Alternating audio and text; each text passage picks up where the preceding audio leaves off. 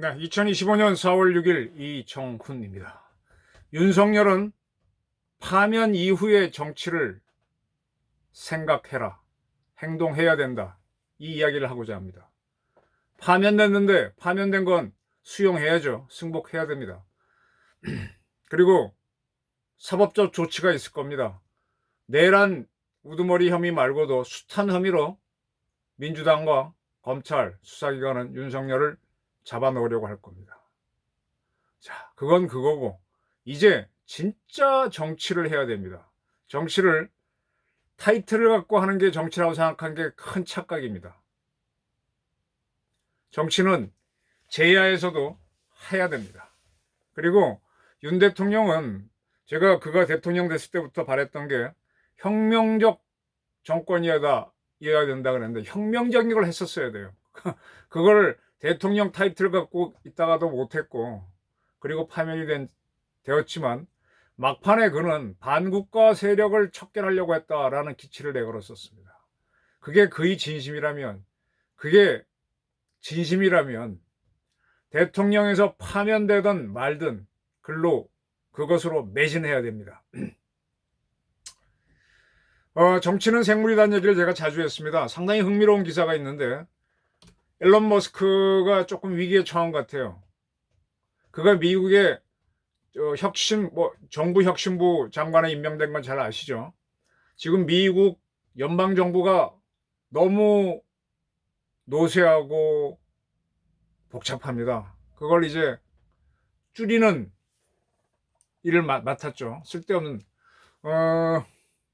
제 친구가, 굉장히 가까운 친구가 저가항공사 대표예요. 근데 그가 그전에는 외국계 회사인데,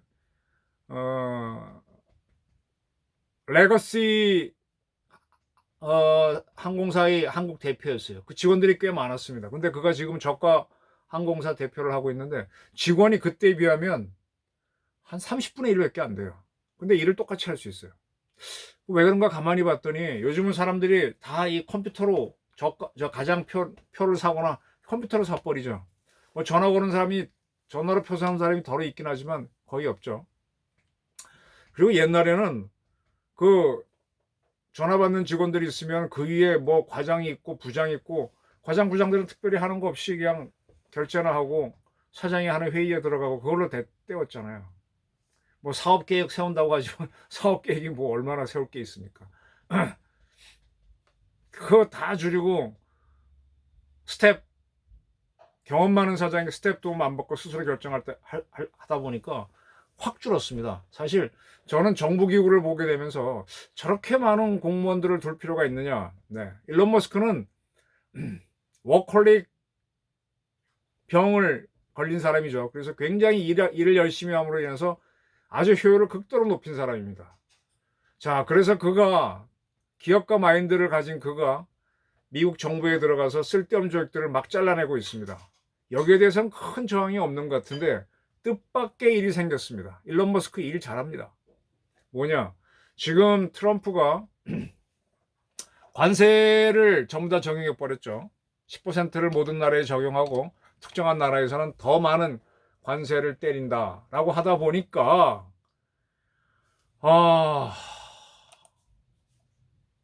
일론 머스크가 타격을 입고 있어요. 그가 이끄는 기업들이 저항을 받고 있는 거죠. 트럼프와 일론 머스크를 함께 비판하는 트럼프를 비판하는 게 일론 머스크를 비판하고 그것이 반 테슬라로 이어져서 테슬라 지금 전기차 잘 나가는데 뭐 상당히 압박을 가하는 모양입니다. 지금 이 테슬라 매출이 굉장히 줄었다 그러죠. 이렇게 되니까 일론 머스크가 지금 EU에다가도 미국이 관세를 때리죠. 미국과 EU 사이에 상호 관세를 매기는 거에 반대한다 이런 의견을 바쳤습니다. 이게 무슨 얘기냐?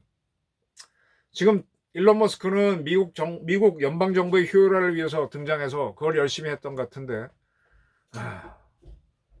또 다른 분야에서 일론 머스크 역할을 하는 사람이 누군가?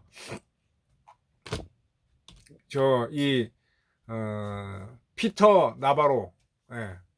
피터 나바로는 누군가 하면 미국 백악관에서 무역 제조업 담당 고문인데 그가 지금 관세 정쟁을 총지휘하고 있죠. 그도 미국 경제를 살리기 위해서 관세 정쟁을 하고 있는데 이 관세 전쟁 때문에 일론 머스크의 기업들이 타격을 받으니까 여기에 일론 머스크가 반발을 하면서 트럼프와 결별할 수 있다라는 기사가 쏟아지고 있습니다. 물론 결별을 바라는 언론에서 쓰는 기사이긴 하겠지만 그런 기사가 나옵니다. 이게 무슨 얘기냐? 정치는 생물이란 얘기입니다. 이 분야에서는 의견이 딱 맞았는데 저쪽에서는 다른 문제로 손해를 보게 되면 생각이 바뀌죠. 네. 윤 대통령이 얘기하기 전에 지금 민주당은 윤석열 대통령을 완전히 밟으려고 할 겁니다. 아주 처절하게 밟아야 국힘당도 겁을 먹고 거리로 나왔던 보수 애국 시민들도 겁을 먹기 때문에 아주 밟을 겁니다. 아주 비참하게 만들 겁니다. 근데 그걸 그대로 당하고 있으면은 뭐 그렇게 이루어지겠지만 우리나라 이 정치 현상을 보게 되면 식여치 현상이라고 있어요. 그냥 약자를 지지하는 겁니다. 항상 이렇게 세력 균형을 잡아줘요. 뭐 국회에서 특정 당이 많으면 대통령은 이쪽을 뽑아주는 이런 식으로 이렇게 왔다 갔다 합니다. 대통령 선거를 이기면은 지방 총선에서 진다. 이게 왔다 갔다 하는데 한쪽으로 쏠리지 않도록 하는 현상이 좀 있습니다. 지금 대통령 이번 선거에서 민주당이 당선되면은 민주당은 국회하고 행정부를 다 차지하는 굉장히 강한 독재할 수 있는 정권이 돼버리죠. 국민들은 그걸 원치 않아요. 그래서 뭔가 견제를 하는 세력을 찾게 되는데 그 역할을 그걸 노리고 지금 파면당한 윤석열 전 대통령이 움직이라는 겁니다. 국힘당도 그거를 노려야 됩니다. 앞선 방송에서 거리의 정치를 해라. 자, 뭐냐? 지금 대한민국의 반 국가 세력이 너무 많다. 민노총이라고 하는 노동자 단체가 이북의 지령을 받고 있고, 대한민국 입법부에 대한민국을 부정하던 운동권 출신이 몇십 명이 들어가 있고, 이건 아니지 않느냐? 내가 이거 없애려고 했다. 나 그래 파면당했다. 나 그거 했기 때문에 파면당했고 감옥 갈 수도 있다. 그러나 내 주장은 나는 옳다고 생각하는데 여러분 어떻게 생각하시냐? 그리고 지금 이 상태에서는 저렇게 이북의 의지를 대변하는 국회의원이 많은 국회 갖고는 대한민국은 안 된다. 나는 국회를 해산해야 된다고 본다.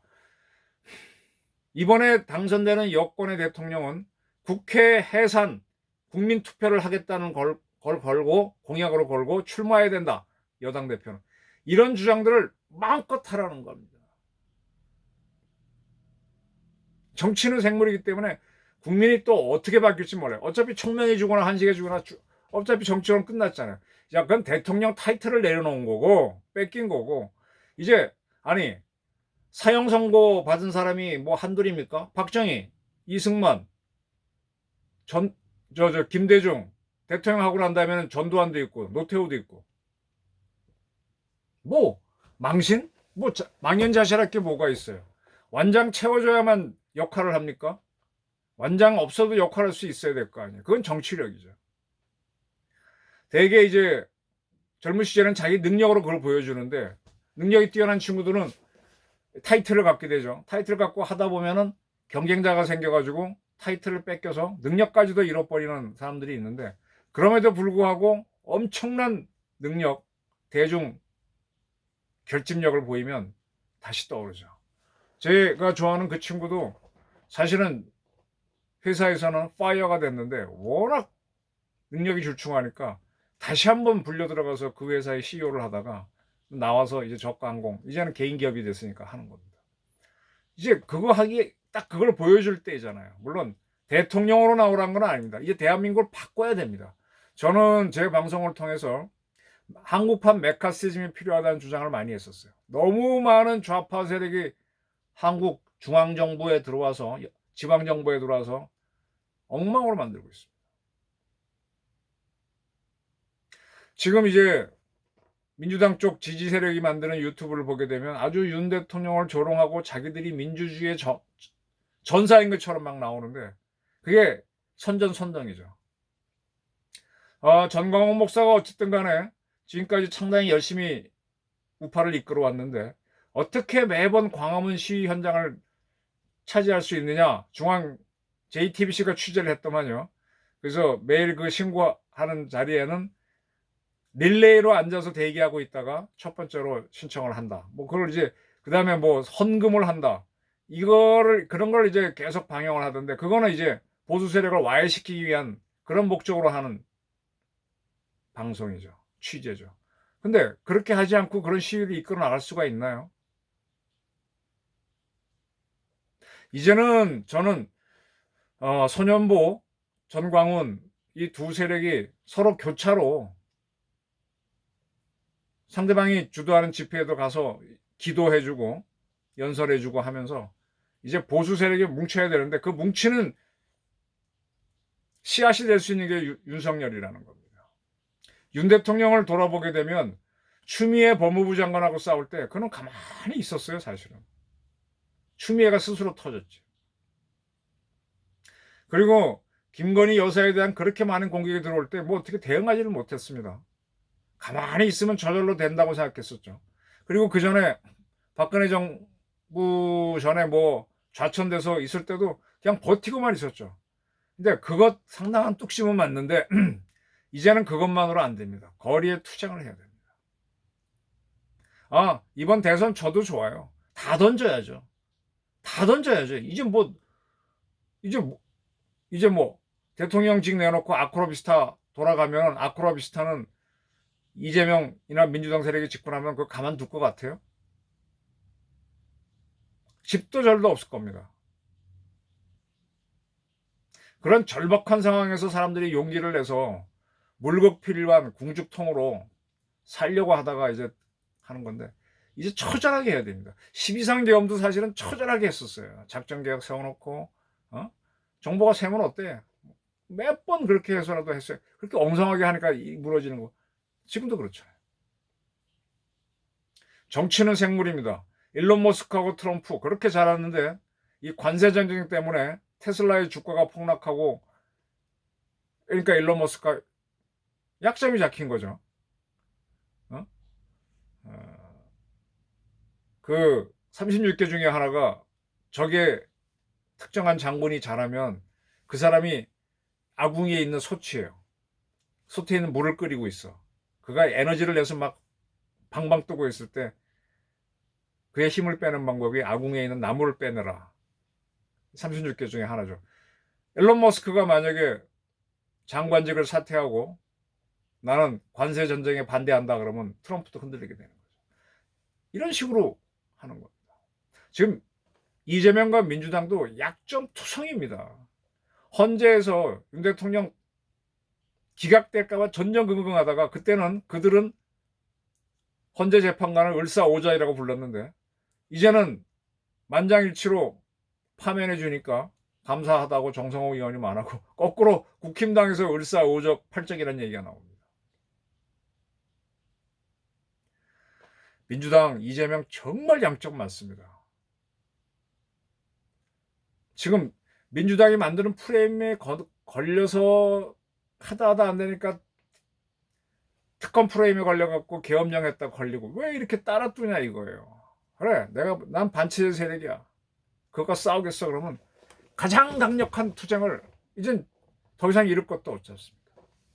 정치는 생물이니까 하늘에 맡기고 윤 대통령이 사는 길은 저는 그의 운세를 제가 아는 주역하는 분을 통해서 화단경금 광한 금기운인데 불을 맞아서 뒤지게 얻어맞죠.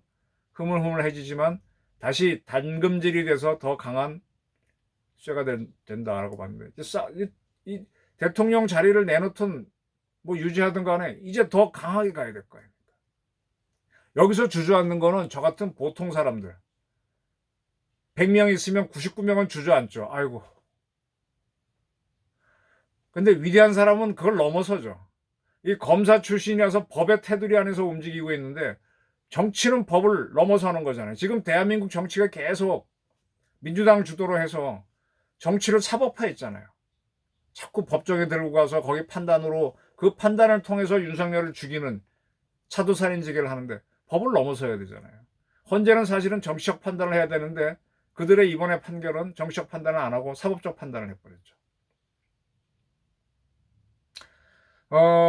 그 전에 링컨을 보게 되면 링컨도 뭐 탄핵까지는 아니지만은 굉장히 위기에 몰린 적이 있어요. 그의 부인이 좀 허세가 있는지 그때 연방 대통령은 힘이 약할 때인데 뭐 제한된 연방 예산을 가지고 백악관은 아니었겠죠. 건물은 다른 건데 그걸 자꾸 꾸미고 하니까 의회에서 대통령을 빈 엿을 먹이려고 하니까 링컨이 찾아가잖아요.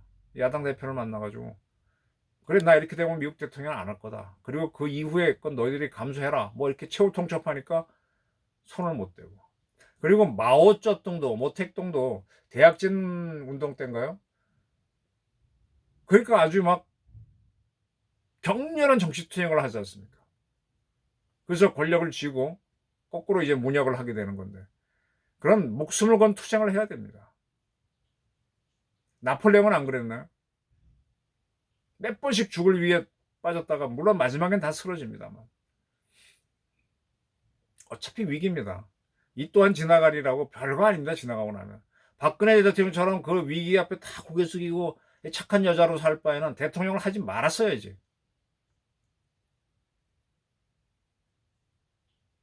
자식도 없고 윤 대통령은 딱 누이 동생이 하는데 그분도 자녀가 없습니다. 윤 대통령 집안은 두 분이 돌아가시면 폐문이 되죠. 후손이 없습니다.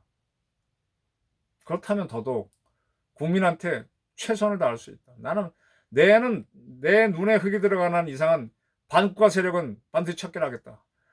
황교안 총리가 박근혜 대통령이 탄핵되는 와중에 가만히 있었고 탄핵되고 나서도 한동안 황교안 대통령 후보로 밀자고 할 때 피했습니다.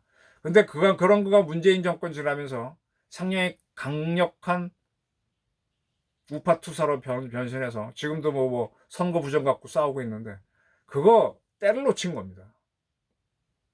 윤 대통령도 이번에 어찌어찌 살아나서 한참 지난 다음에 한 10년 지난 다음에 강력한 보수의 뭐 리더 그 의미 없는 겁니다.